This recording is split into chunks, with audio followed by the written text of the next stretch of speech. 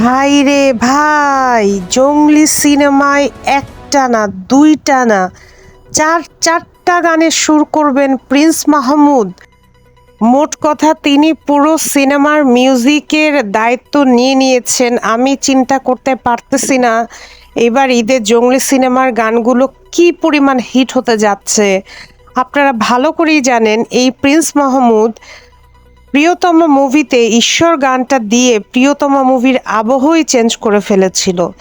এরপরে আবার শাকিব খানের রাজকুমার মুভিতে মা গানটা শুনে কাঁদে নাই এমন কেউ নেই। সেই প্রিন্স মাহমুদকে আমরা পেতে যাচ্ছি বুবলি এবং সিয়ামের জঙ্গলি সিনেমায়। দয়া করে আপনারা কোনো পক্ষপাতমূলক আচরণ করবেন না। বুবলি আপু সিনেমা জঙ্গলি, সেখানে প্রিন্স মাহমুদ সুর করছেন চারটা মিউজিক।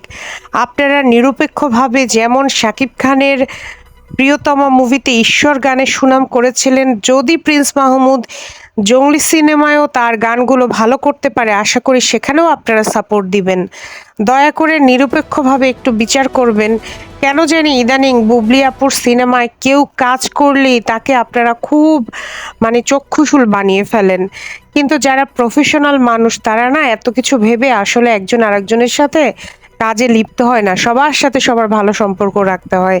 তাই আপনাদেরকে একটাই অনুরোধ করব, দয়া করে বুবলি আপুর জঙ্গলি সিনেমাটা আপনারা তো হলে গিয়ে দেখবেনই, এবার তো অবশ্যই আমরা তুফান দেখব এবং তারপরেই যদি কোনো সেকেন্ড অপশন থাকে জঙ্গলি, বুবলি আপুর অন্যান্য সিনেমাও আসতেছে, পুলসিরাত, রিভেঞ্জ, মাথা নষ্ট, কোনটা রেখে কোনটা দেখবো আল্লাহই জানে এবার ঈদে কি হইতে যাচ্ছে। ও মাই গড।